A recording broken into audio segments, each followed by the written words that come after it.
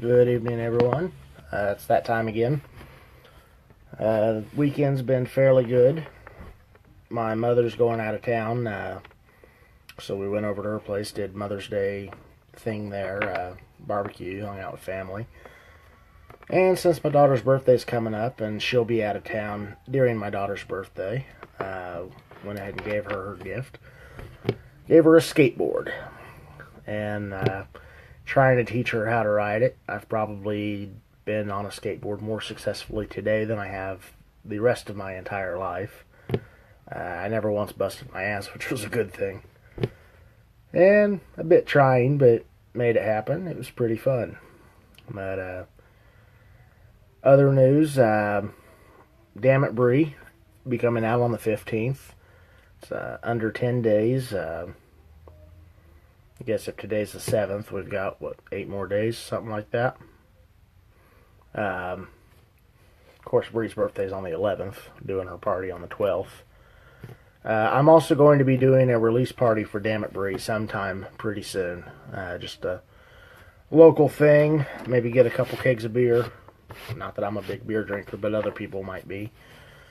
Do some pizza, maybe a live band if I can talk some of my friends into coming and playing. Just get together, hang out, books will be available, and do a little bit of talking about them. Just spend time with some good people. But I'll be putting all that together and letting people know as time comes. I've been working on some other revenues for the Order of the Trident and my Elderland stuff. Things are coming along that way. I'll make official announcements as we get closer to date and things become finalized. A lot of stuff going on. It's been fairly busy lately. And I'd kind of hit a slow spot in the manuscript for Order of the Trident 3 that I've been trying to work on. And with my D&D game last night, which we alternate every other Saturday, I was able to get some insight to help me get out of this slow patch I'm in. And I think it'll come together, which I've been working on that a little bit since I've been home, and get this done and get back to work on it. But anyways, let's get this started. We're on chapter 17, titled Drew Slayers.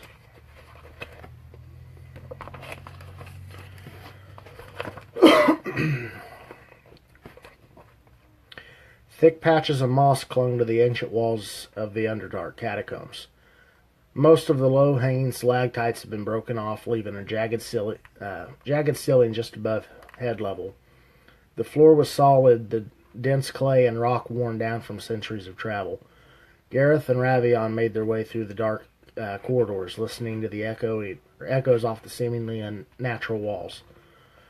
Ravion led the way. His light steps were unheard compared to the clinking metal from Gareth.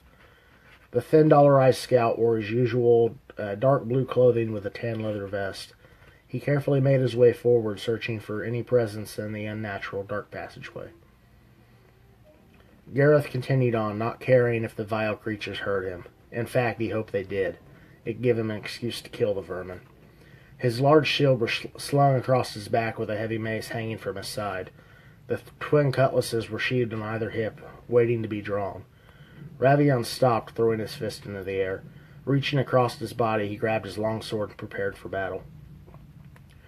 Gareth rolled his shoulder, flinging the shield around so he could lock his arm into the straps. Grabbing his mace, he readied himself. Several careless footsteps echoed down the dark tunnel, carrying the stench of feces and body odor. Unintelligible clatter bounced back and forth, announcing their numbers. It was clear they didn't know. And I skipped a page.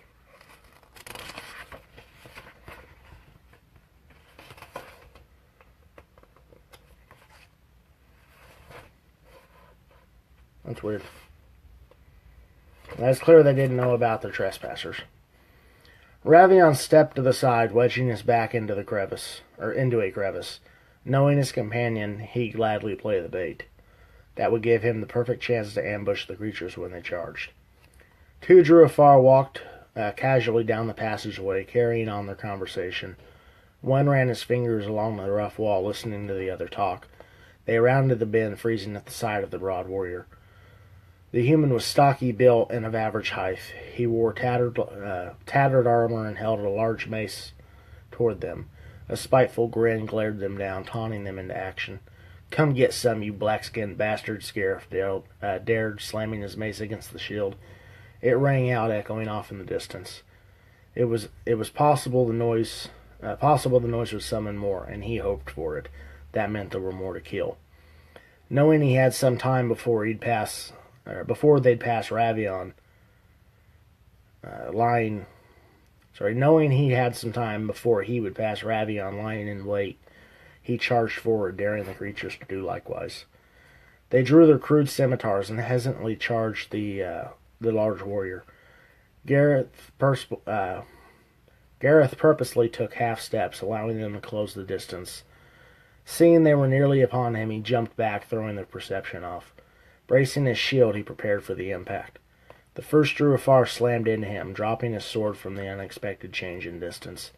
The bald warrior brought his mace around, crushing the Druafar's head between it and the shield. It popped from the blow, splattering brain matter and blood across the metal device. The now dead Druafar fell to the rocky floor.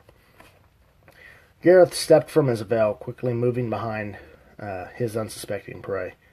Gareth threw his shield out, blocking several swipes from the remaining Druafar. He had no chance of getting past it. He was nothing, just a simple grunt armed for no other purpose than patrolling the tunnels. Ravion calmly brought his longsword up, placing the tip against the unaware Druafar's spine. Wasting no time, he plunged the sword downwards, sinking over half the blade. The Druafar buckled at the knees, his life gone before the blade stopped. Falling forward, the blade retracted. Gareth took the opportunity to kick his shield out, slamming it against the dead creature's face. He heard the neck snap, watching his head whip backwards. The body spun from the impact, landing roughly in the dense clay. Ravion knelt down and wiped the blood from his father's sword onto the tattered clothing of his kill. He stood, sheathing his blade. "You just had to get your blow in, didn't you?" Listening to his friend, he turned and continued down the passageway. "Of course. Now when he reaches Osiris, he can tell all his kin that he died at the hands of Gareth Drewslayer. I'll bet he gets grand honors for that." Laughing at the notion, he reached down and cut an ear from each of the fallen Druafar. Quickly adding them to his necklace, he continued on behind Ravion. The sun hung low in the sky, retreating toward the horizon. In a few minutes, night would claim dominion over the city of Shadgull. The streets were wide, laid with the finest brick, not a single stone out of place in the fading light. The buildings were fantastic, made of stone and wood, each one with a blue shingled roof. The blue and silver banner of Shadgull hung in every direction. A lantern post stood every 30 feet on each side of the road, allowing merchants and citizens to find their way in the dark. Cain sat atop his horse, taking in the sight of the grand city. He'd been here before, but it always made him feel small in comparison. It was by far the largest city he'd ever been to, and here people knew his name. "I am Cain, High Templar of the Tower of Magi," he chuckled to himself. "Is such a title. Such a frivolous thing. Little better than a wax stamp. It speaks of position and nothing more. Though it does have a way of granting access to an audience not normally within reach." Returning to the task at hand, he recalled the resounding tip. He recalled his reasoning for the trip. The words played in his head once again. Army of Drew, searching for something. In the distance, he could see the outline of an amazing fortress. The shadows of the fading light made it glow like a beacon of hope. Spurring his steed, he closed the distance, urgency on his mind. The fortress had a large wall built around it with several sentries patrolling the grounds. 2 armed guards stood on each side of the Burbishen. The drawbridge was lowered, granting access to the structures on either side. A heavy portcullis stood open, serving as a secondary gate comprised of a steel lattice. The heavy gate rested between 2 layers of stone and was held up by large chains, keeping the massive steel from sealing itself into the ground. Cain slowed, reaching the wood-planked ramp. While it stood open, he didn't need the guards attacking him over a simple miscommunication. I bring message from the tower for Master Rimley de Leon. His horse fidgeted, unhappy with the sudden stop. One of the guards waved him entry. Cain obeyed and led the horse through the grand opening. Continuing up the road, he came to a stop at the fortress doors. He dismounted and handed the reins to the groom in waiting. Straightening his armor, he marched up the stone stairway to the barred doors. The guards stood erect, waiting for him to announce his intentions. I am Cain, Sheriff of Aldridge and High Templar of the Tower. I require audience with Master Rimley de Leon. This way, Master Cain. The door creaked open, allowing him entry. One of the guards led him through the room into the reception hall. Master Cain, I'm afraid I must ask you to leave your weapons and wait here. The guard rang a bell mounted to the wall and turned back the way he'd come. He unbuckled his weapon belt and laid it on the rack, ensuring both his short sword and dagger were easily accessible if required. He unhooked the leather strap securing the great sword to his back and laid it down beside his belt. A moment later, a thin man wearing a blue robe with silver inlay stepped into sight. Ah, Master Cain, I presume. Yes, Cain asked. The tower sent word of your arrival. This way, please. So they can send a message that I'm headed this way, but they can't relay the information themselves to save me a trip. He silently vented his frustrations, but followed after the man. They passed through several hallways and large rooms until they finally reached the grand hall. The floor was made of silver marble with a blue rug running the length of the room. Matching tapestries hung from the walls. The far end had a four-tiered dais, alternating between silver and blue. The top was set with the aged throne made of polished oak and encrusted with several gems arching over the headrest. Rimley sat upon the throne, his flowing blonde hair radiating the last glimmers of sunlight through the stained glass window above. Cain followed his escort toward the throne, stopping several steps away. The court mage bowed before the city's lord, holding pose and wait for the warrior to follow suit. Realizing his mistake, Cain quickly gave a respectful bow and stood, waiting permission to talk. The mage stood and announced his guest in a much louder voice than he needed. Lord Rimley, may I present Master Cain, Drew Slayer, Sheriff of Aldridge, and High Templar of the Tower. Without a word, the mage turned and disappeared down the blue carpet, leaving Cain alone with Rimley and several of the servants silently performing their various tasks along the sides. It's good to see you again, Cain. What brings you to my city? Rimley asked, his fingers interlocked in front of him. He peered down at the man, recalling their previous encounters. My lord, a group of scouts were sent to Trident to discern the motives behind the Drew assault on Maradar Keep. We received one message, but it was cut short. Army of Drew, searching for something, was all the Magi were able to discern. He took a step closer. My lord, if I may speak freely for a moment. The fair-haired man nodded his approval. What troubles me more? They were able to storm the capital in under a day. Even if they were to attack completely by surprise, they should have been able to hold for at least a month until reinforcements could have arrived. That tells me two things. The Drew are extremely well organized, and they have something at their disposal we haven't seen before. And now, my lord, a question I pose to you. What's stopping them from directing their attention here? Rimley leaned back in his throne, keeping his hands in position. I understand what you're asking. I'll prepare my army for war and have them at the ready if these vermin should crawl from their hole in the ground. You may inform your brother Shadgull stands with them. Cain bowed once again, dismissing himself. The last rays of light gleamed through the skylight, reflecting on an emerald-green gem set in the top of the throne. He paused, inspecting the stone. It was just like the others, but there was something different about it, something familiar. Shaking the thoughts from his head, he acknowledged the Lord once again. It will be done, my lord. Respectfully, he half turned to prevent presenting his back to the ruler. It was a long ride back to Marban, and he needed to return as quickly as possible.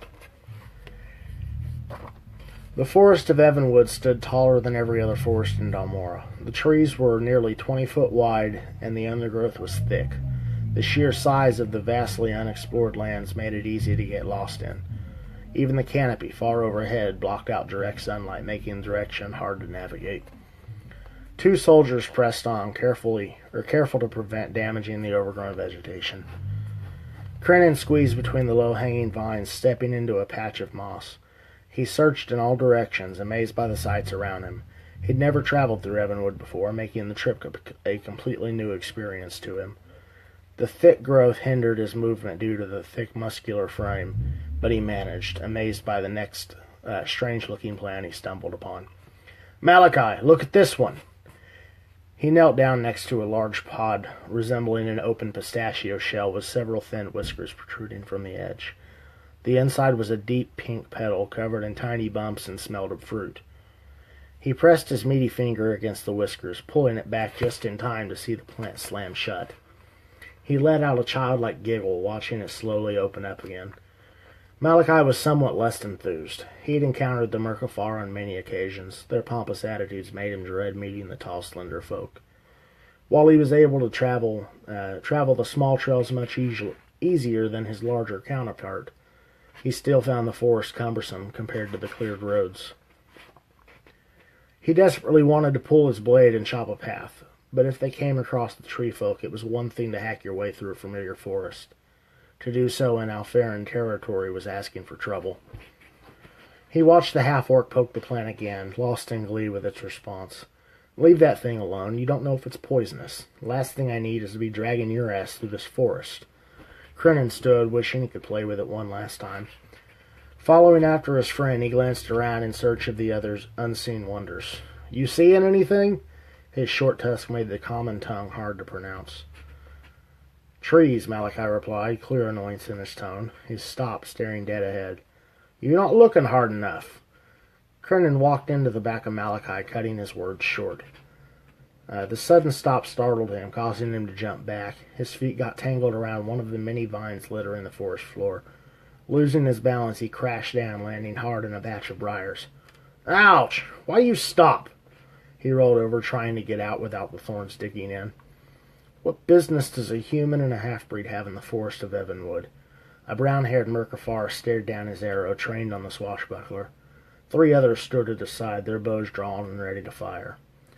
"We bring word from Marvain. Cain of the Tower asked us to speak with your king about the recent Drew threat," Malachi replied, trying to keep his irritation from showing. The Merkafar lowered their bows. "Follow us. We'll lead you to our commander. He'll decide if you have an audience or not." They turned and easily passed through the trees, showing no trouble in doing so whatsoever. Malachi rushed after them, slowed by the foliage. How are they able to move like that?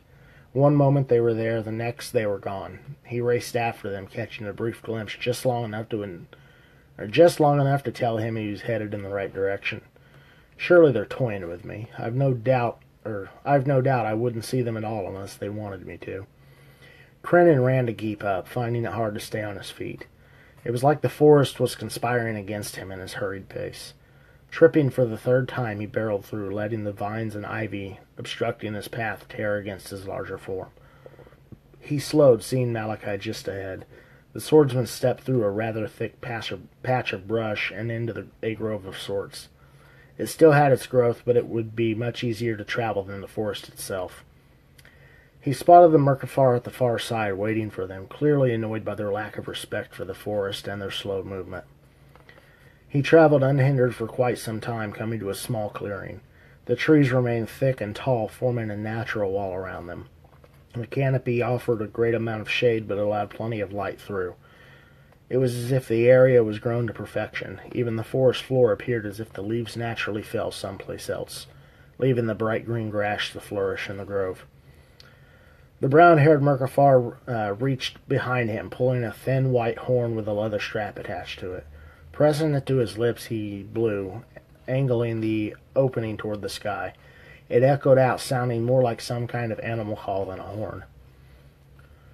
A few moments later, another Merkafar stepped through the trees and into the grove. He wore black leather armor with several studs placed to give the appearance of a dragon. He spoke to the others in a language neither Malachi nor Crennan could understand. Malachi couldn't help but get lost in the unknown language. It was as if he were singing in an ancient song of loss and sorrow, with a flicker of hope. The others nodded and stepped through the wall, disappearing from sight. The dark-armored Merkafar approached the two, giving a slight bow of respect. "Greetings. I am Jackless Moten Afar, captain of Evanwood. My men tell me you bring word from Cain of the Tower. Judging from your garments, I wouldn't assume you to be in the Tower's service. This means you're more than likely Drew Slayers." He cocked his head, curiously seeking validation. "You are correct. I'm Malachi Torn, and this is Krenin. Cain asked us to meet with your king to discuss the recent Drew incursion. As I'm sure you're aware, they recently attacked Treasongold and have abducted its lord. We sent a group to discover what the Drew are after, but they were apparently killed before they found much." Jakeless nodded. "I know of the men you speak. They passed here not long before the reaping of Mardar. Anduin has already declared that the Drew must be purged. Order has been given, and if your people are going to march, you may count us among your number." He turned to leave them.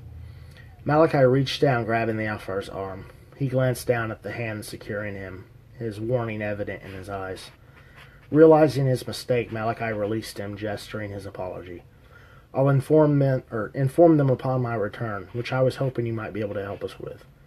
My friend and I have been having a bit of trouble trekking through your forest. With your aid, there's less risk of breaking anything you hold dear." Hurried footsteps echoed through the forest of Shadkull. Servants, advisors, and lords alike turned toward the entrance of the great hall in search of the commotion. A scrawny messenger entered the room, running as fast as his feet could carry him. His brow was drenched in sweat, and his tunic flopped from the movement. "Master Rimley! Master Rimley!" he shouted across the room, continuing toward the seated lord. "What is it, Reginald? Catch your breath." Rimley looked upon the man. His excitement must mean something big. I hope the Drew haven't made it past our defenses. Such a feat would prove disastrous." He waited patiently for the man to continue. Out of breath, the messenger stopped at the base of the dais and bowed awkwardly. "Master Rimley, the coalition of countries has decreed that you are to be crowned the next king of Dalmora. They're on their way here now to deliver the coronet." He panted heavily, unable to contain himself. "King, is it? Well, I suppose we should prepare for their arrival." Rimley clapped his hands, giving the silent order. Servants went to work preparing the throne room for a banquet. "You're dismissed, Reginald. Stop by the kitchen and get yourself a meal and drink." The messenger bowed a second time, holding position. "Thank you, my lord." He stood and turned to leave. Rimley listened to the footsteps slowly approach his right side. A familiar voice flowed from them. "King or not, are you sure it's wise to hold celebration when our outlying towns are being attacked?" Eric made his way around the dais, stopping in front of the throne. His freshly pressed silver and blue tunic sparkled in the sunlight beaming through the overhead window. "My son, you'll learn one of these days that even the most dedicated soldier needs time to unwind every now and then. A man fed on duty alone, while valuable, will eventually fall prey to his passions. In simpler terms, a man pushed too hard will deteriorate over time, leaving the shadow of the man he once was. Forgive me, Father, but I don't believe it wise to leave such things to chance. Keep the man happy, yes, but why push them to that point when there are other options?" "What options do you speak of? We're at war. The only options we have are to fight or flee, and I've too much invested in this land to simply abandon it. My father and his father's father and his father's father before him sat upon this throne. As one day you will. It's our job to ensure these people have a safe home. That's what it means to be a hero. Hero's Gate wasn't built by the men from the north.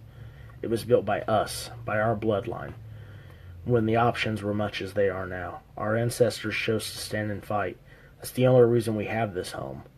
That's what being a leader is all about, my son. It's choosing to build a shield so your people have the protection they deserve." "I understand, but what if we find a trinket that'll help?" "What kind of trinket?" Rimley stared down at his son. Clearly he's not ready for the throne. These foolish notions of acquiring magic treasures is proof enough, he thought. I've heard a rumor of a dagger that has the ability to give its owner unlimited power. Something like that could ensure the kingdom's survival throughout the ages. Eric reached into his pouch, retrieving a warm piece of parchment. Son, sometimes I fear my position here has clouded your understanding of the common man. Magic is not the answer. It has its uses from time to time, yes, but it's not us. We come from simple folk. To go gallivanting off on some quest for this dagger that probably doesn't even exist would place our lands in further turmoil, especially when the Drew attacks have moved so close to our front door. Rimley pulled his golden locks into a tail, untied them off. Think on it, son. I'm sure you'll find the answers you're searching for. Rimley placed the crown atop his head and signaled the steward. An aged man approached, wearing a nobleman's garments of the House of Colors. Yes, my lord? Have the stable while we gather my horse. I feel like going for a ride.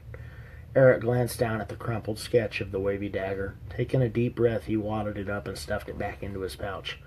One day, old man. One day I'll have the crown, and I won't have to listen to what you say anymore. Shadows darted through the darkness, dancing in and out of each other. The clanking of swords echoed off the noisy cave walls. Hundreds of Druafar swarmed, each one trying to get the two figures holding them at bay. You'd think you'd insulted their mothers with the way they're coming at us, Ravion said through labored breaths, deflecting another blow from the constant barrage. I did, Gareth laughed. The spike at the bottom of his shield was planted, holding firmly against the waves of Druafar swarming upon him. Gareth swung his mace wildly, bashing several with each swing. The two battled with an unnatural presence against a seemingly unlimited number. Ravion yelled across the clank of swords, knocking the attacking blows away from him. Do you ever think before you make your presence known? I mean, it's not like we're outnumbered here or anything, he said sarcastically, countering another attack. Gareth laughed, bashing the head of another Druafar. Usually? No, it doesn't matter how many they are. I'm going to kill them all anyway. And me along with them, Ravion retorted. Nah, you're too pretty to fall to these ugly bastards, Gareth laughed, tightening his grip on the shield. He yanked the spike free and kicked the metal barrier outward. It collided with the closest attackers, launching them into the approaching sea. Several more rushed forward, filling the void created by the swipe. Gareth stabbed the bottom-mounted spike back into the ground, making sure it was set. He dropped his mace, letting it dangle from the leather strap around his wrist. Reaching under the shield, he pulled a clay flask from his leather band. You may want to shield your eyes, pretty boy. Ravion sliced through 3 of the Druafar with one swing. The words echoed into recognition, telling him what was about to happen. He swiped wide, letting the Druafar easily deflect the feint. They got tangled and fell, blocking their numbers for the briefest moment. Using the distraction to his advantage, he fell back, covering his face with the baggy sleeves of his shirt. Gareth squeezed the hardened clay, feeling it crack beneath his grip. The container weakened, he threw it as hard as he could and watched it disappear into the sea of black-skinned monsters. Wasting no time, he ducked behind the shield and covered his eyes. A bright light erupted, revealing hundreds of Druafar in the wide cavern room. The explosion incinerated those closest to it, burning them into a crisp in mere seconds. Several others screamed in pain, trying to escape the lingering glow. The few furthest from it scrambled to escape the effects of another blast. Popping up from behind his shield, Gareth swung his mace, bashing what was left of the group in front of him. They tumbled to the ground in their death throes, unable to defend with their blinded senses. Ravion looked up to see the Druafar falling back. He lowered his blade, but kept it at the ready. It wasn't like them to retreat. Gareth lowered his mace, securing it to the hook on his waist. There's a bit of a rhyme there I hadn't realized. Slinging the shield to his back, he glanced over at Ravion with a big smile. That was fun. Ravion sheathed his sword and dagger. Next time I suggest we find a spot a little easier to defend. He stepped over the pile of scorched bodies, making his way toward the blast site. The numbers were thinned drastically, leaving the charred remains at the center. Little more than crumbled ash littered the worn floors where the broken container rested. It seems the sunstones are effective. He studied the distance, silently judging the potential damage the simple device could inflict. It was nearly too much to consider morally right. Such a tool needed to be regulated. Shaking his head at the destruction, he stepped over the remains and continued down the passageway, leaving Gareth to claim his ears. Ah, good thing, too. I wasn't sure how much longer we'd hold out if they hadn't, Gareth replied, claiming his trophies. A partial moon could occasionally be seen through the rolling clouds, but it was a bit too sporadic to count on. Tonight it was the stars that lit the darkened world. They seemed brighter than usual, glowing through the heavens and illuminating the surface. Tonight those tiny little dots in the night sky could pierce the darkest veil. Cain stood at the forest edge, watching the eastern road. It was the quickest path to Evanwood, and his brothers were due back any minute. He heard twigs snap from the shadows beyond his vision. Instinctively, he placed his hand on the pommel of his sword, ready for any threat that might present itself. Malachi and Crennan stepped into sight. The man held an expression of annoyance while the half-orc wore a smile. He clearly didn't mind the journey. They spotted the young warrior patiently awaiting them. Cain waited for them to get closer. I assume your meeting with Alduin went as expected? Not quite, Malachi replied. But we spoke with his captain. They're with us. Though I couldn't help but feel as if his decision was already made prior to our arrival. He stopped in front of the soldier. We'll count that as a lucky blessing. It's good they're willing to work with us. This war is going to be a great trial for us all. I'm pleased our allies have enough sense to realize that. Malachi nodded. Aye, that is good. He reached out, laying his hand on Cain's armored shoulder. Now, my brother, Crennan and I must prepare for these trials. At the tavern. His smirk accentuated his coiled mustache. Dropping his arm, he stepped past the man and followed the road. Crennan followed in silence, letting his closest friend speak for him. Cain turned to watch them walk away. Your devotion to duty is admirable, gentlemen, he taunted. Malachi spun around, correcting his step to walk backwards. As is my devotion to you. So, if you require anything at all, I'll be in the tavern, fortifying myself with a drink and a woman. Maybe two of each. He gave a knowing wink. Spinning around, he returned to his proper footing and caught up with the half-orc. Cain shook his head, watching his brothers disappear into the small city. Were he less duty-bound, perhaps he could enjoy the simplicity of the tavern offered, the pleasures his friends sought. But as it were, he was sworn to valor. He couldn't afford such luxuries. A cool evening chill ran down his spine. Shaking himself from it, he looked around at the darkness, ensuring nothing seemed amiss. The Druafar were known for their ability to hide in the shadows. He didn't want to be caught unaware. But this was something different, something closer. He rubbed the chill off his arms, watching the steam roll away with his breath. It's getting late. I need to get some rest. He stepped onto the road leading back into town. It was a short walk, but seemed to take longer than ever. Reaching the walls, he passed through, making sure the guards were at their post. Finding everything underway, he navigated the small city, glancing up the hill to the keep standing at its top, accented by the mountains in the background. He made his way up the winding road to the large portcullis. Passing through, he felt a sense of dread wash over him. Whispers echoed in the darkness, calling to him. An unknown presence lingered at the base of his skull. You need the jewel of Shadgull. You should take it. Claim it for yourself. He looked around, searching for the source of the words in his head. They clearly weren't his own. Don't be a coward. It's yours. Take it back. I'll do no such thing. My lord? Cain stared into the face of one of the guards, his green and black tabard proudly displayed over his armor.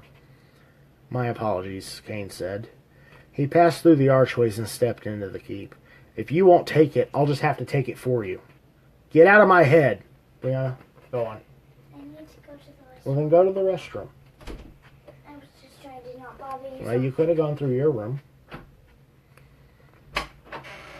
The servants stared blankly at him, their gaze interrogating. He took the shortcut leading to the upper levels. Brianna, shut the door. Shut the door. I'm what? You're going to the bathroom. Shut the door. He took the shortcut leading to the upper levels. Finding his room, he stepped inside and stripped from his armor. Hanging it on the stand, he laid down. The coming days are going to be challenging. I don't need suggestive voices to add to it. Closing his eyes, he drifted off to sleep. The waist-high grass brushed against his thick black breeches. He ran across the fields of shaggle at an unnatural pace, refusing to tire. His silver chainmail and studded black leather reflected the moonlight, popping in and out of shadow, like a mirage. His heavy black cloak floating in the wind, carried by his rapid pace. Leviathan shot across the open field, unseen by any in the dark, starless night. Only the partial moon to light his way.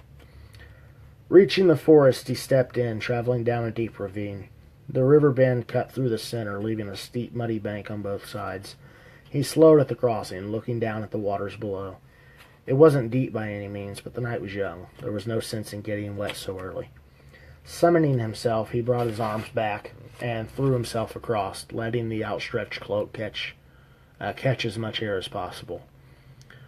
He felt his boots sink into the slick bank on the other side. Stabbing his toes inward, he stepped up, pulling himself from the ditch. Voices echoed in the breeze, spoken in hushed tones. He couldn't tell what they were saying, but the tones said plenty. He slowly approached, like a shadow in the night. A soft glow flickered in the trees. Making his way closer, he could see several figures sitting around an open fire. A motley crew they were, comprised of orcs and men. Even a few goblins and half-trolls sat among their number. But these were the men he sought. Lost, lonely, nothing but a few coins to their name. He slowly crept toward the fire, careful not to alert anything or anyone to his presence. Studying them, it was clear one of the humans led them. He, still being a bandit by appearance, was dressed nicer than the rest. His sword was polished and his boots were clean. If this wasn't enough evidence, the others ate every word he spoke. Convinced of his target, Leviathan stalked forward, making his way around the camp. Hidden by shadow, he approached the man, taking position behind his unsuspecting prey. Choosing his words carefully, they echoed out from the darkness. With a group such as this, you might be a little more cautious. If I desired your death, I would have already claimed it. The human jumped, reaching down for his weapon. To his surprise, it was in the cloaked figure's hand. The many creatures around the fire jumped to their feet, ready to attack if called to action. "Who are you?" the human leader demanded, trying to peek under the hood. "No one of import. I'm here to offer you something you desire. Unless you're not the fabled Xanthan master of thieves I've heard so much about," Leviathan mocked.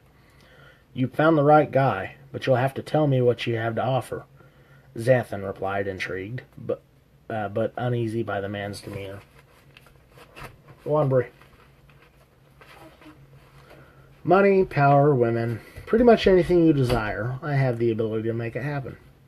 Leviathan flipped the sword around, handing it back to him pommel first. "Let's sit and discuss your future."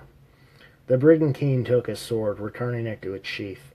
Carefully he took his seat, unsure if he could trust the cloaked man or not. Seeing their leader sit, the others returned to their rest, letting the two talk.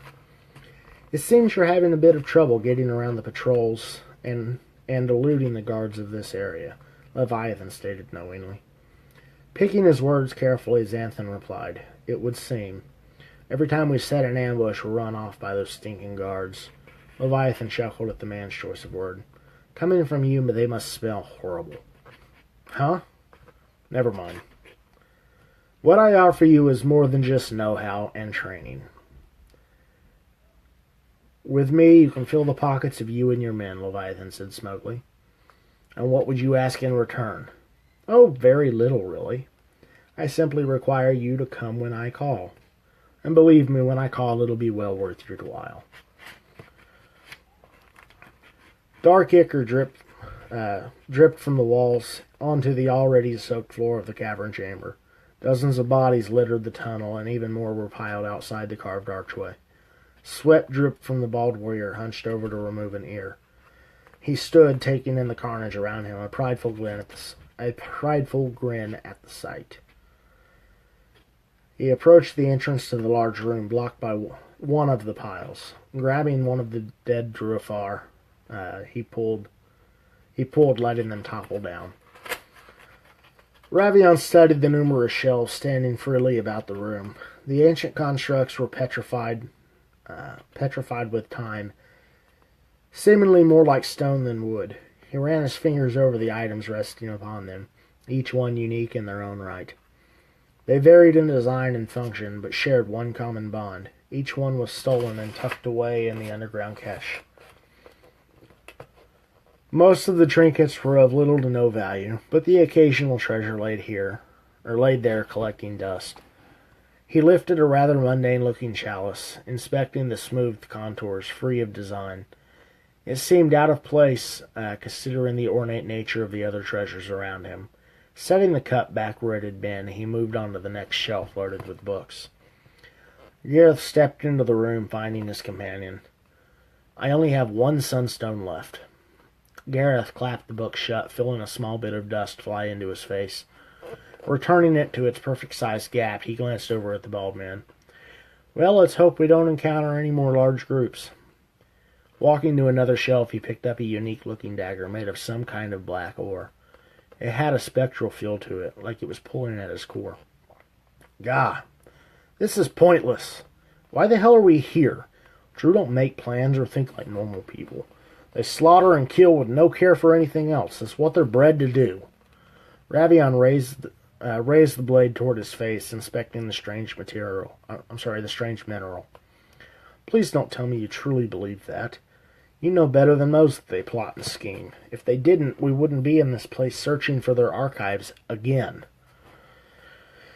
Gareth exhaled deeply, letting his shoulders drape with the acceptance. "I know. It's just I don't care what they're hiding or planning. I just want to kill them." Pressing his booted foot against one of the abandoned shelves, he kicked, watching it topple over.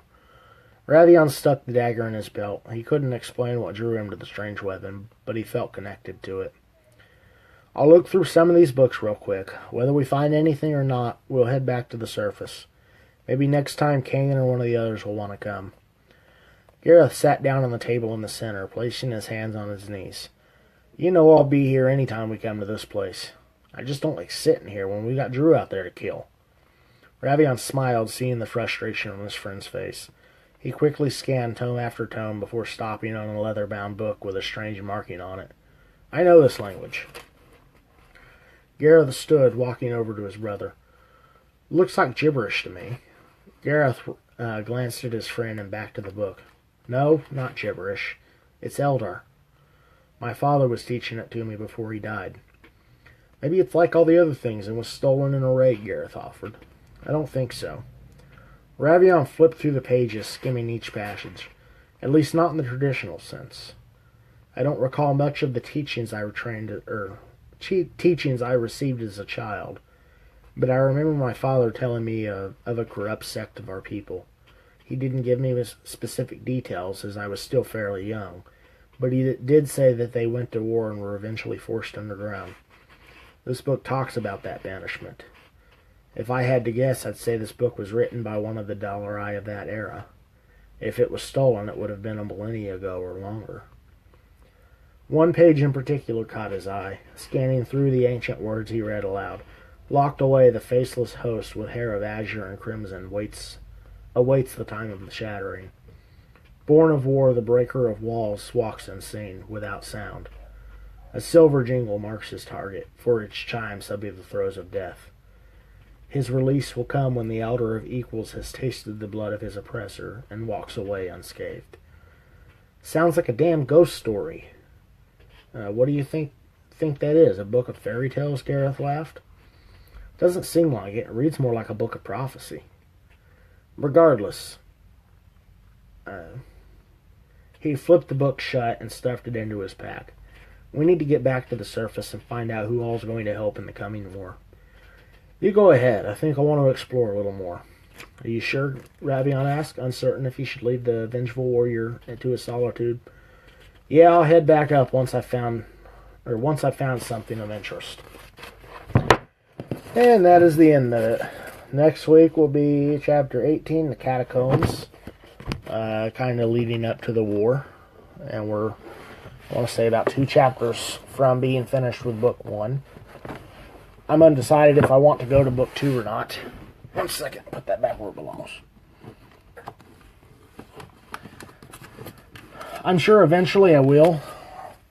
Right now we have a bit of a issue. Book 1, as far as online sales go, book 1 is still doing fantastic. It's moving pretty much every day between the Kindle Unlimited and book sales. It's making money every day. Book 2, not so much, which I don't understand because book 2 is a much better story than book 1 is, but I can't make them read, and apparently some people want to read the first book before reading the second, which I suppose I understand that. Anyway, that's about all I got. I've got a little one here that's continually coming into the room, so it's obvious she wants attention. But anyways, you guys have a good evening. We will talk to you next time. Bye.